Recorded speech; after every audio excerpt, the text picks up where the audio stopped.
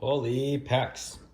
Okay, guys, I know I'm a day late. It's Tuesday. Usually do this on a Monday, but starting off the weekly giveaway, we are on week 9. So doing this for 9 weeks now. Have a handful of winners, right? Autographs 2000s, the leading weekly scorer, if you will, for keeping track at home. But we've had a lot of other winners as well. So we'll do the same thing again, right? We got our box. I haven't replaced the cards from the ones that we gave last time. So the amount is thinning. So we'll keep it this time if you want to do 1 to 200 as far as your comments go. So in the video, put a comment, put a number, like the video, and subscribe to the channel, and then you're in the running for the weekly drawing. So I know I showed you what the chase card is, but I wanted to show you guys some of the other cards that are in there because I don't think I really done that. Just to give you a sense of what's in there. Obviously, there's a lot of different stuff in there. Some things that are good, some things that are okay, you know, but here are some of the cards that I like the best anyway. So from more of a quote unquote modern baseball perspective, right? I added this Buster Posey. Buster Posey is a serial numbered card out of 570 there. So it is a 2019, I think it's a Heritage, yeah, Topps Heritage, kind of a glossy finish there. You got your Gypsy Queen, Cal Ripken, that's numbered out of 499, right? Thought that was pretty unique. And what year is that? That's 2014. So well after he retired. You have Nolan Arenado, right? You got the red, white, and blue Prism card here. That was a 2021 Panini Prism. So a little insert here for him. You got a Mosaic, kind of a, what is this? The pink refractor, I suppose it is, for Albert Pujols. And that one is a 2021 card. And then you got the Wander Franco Prism rookie, right? Hopefully he's gonna pan out in the long run, but not bad to have his rookie. Then you have this Allen Ginter Mike Trout captain's card, so a little thinner card, kind of throwback to the T26 or the T206, whatever they are. But this is a 2021 Allen Ginter. And then this one's a little bit older, but you still got the Jason Bay patch card. So this is out of Upper Deck. I think, what year was this one? This one was going to be a little bit, this is not necessarily modern, I don't think.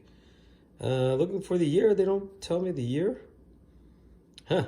Well, I'm not sure what year this is. I'll find out somehow, some way.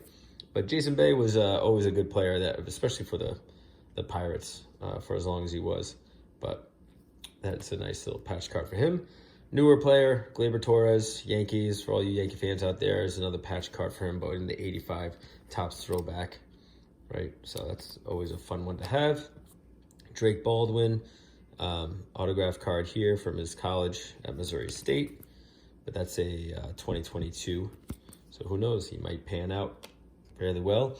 And Matt Foster, another one in the 85 Topps throwback, but his autograph card for the relics. Then going back to some vintage, right? You got a 1980 Topps Carl Yastrzemski, a little worn, tipped corners and everything else, so it's not going to be mint, but always nice. Towards the tail end of his career, I think he played for a couple more years before retiring. You got a Donnie Baseball. Who doesn't love Donnie Baseball in the original 1986 Topps format here? You get a Lee Smith rookie card, Hall of Famer. A little off-centered. You get second year Tim Raines 82 Topps. This one's in really good shape. This one's actually pretty mint.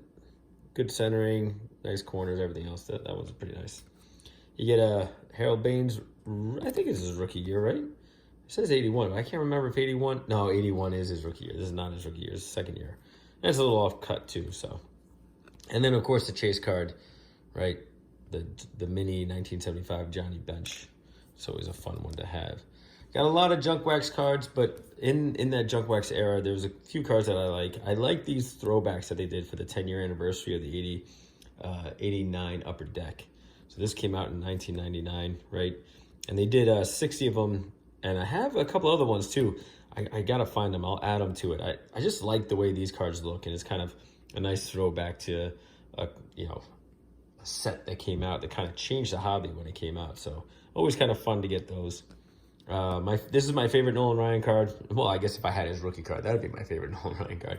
But I always loved this card, and I always like the fact that, Nolan's a real gamer, right? This came out of his specific set. So not necessarily a expensive card, but I always liked it. I always thought it was a cool card that they put out there for him.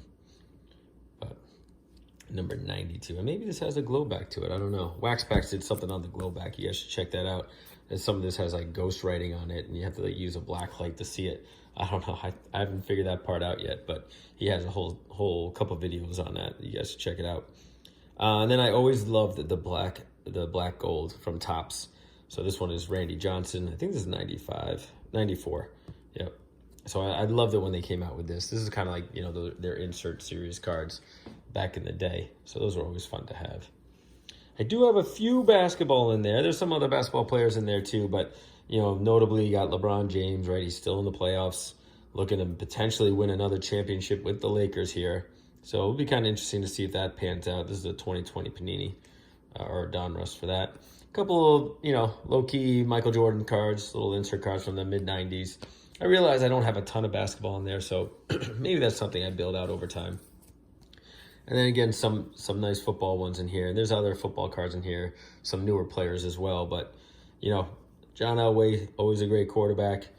Kind of a nice insert card here with the die cut, how it's cut up, a little wavy here.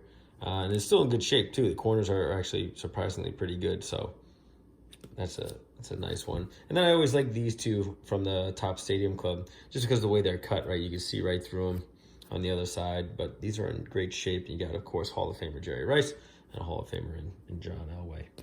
So those would be some of the cards you're kind of going after. So I want to make sure you guys had a chance to see them. So as always, make sure you're commenting in there, putting a number in there. And if we get over 20, all right, the under 20, I'll do one winner. Over 20, I'll do two winners. And then if it goes to 40, I'll do three winners. And then I do have a special giveaway today that I want to announce, and this person doesn't know that this is happening, but I was going through my Don Mattingly cards because he's my favorite player. I grew up as a Yankee fan, and actually he grew up during the season. He actually lived in the town that I grew up in, so he actually was a few blocks away from me. Every once in a while, you run into him in town and stuff, so that was always pretty cool.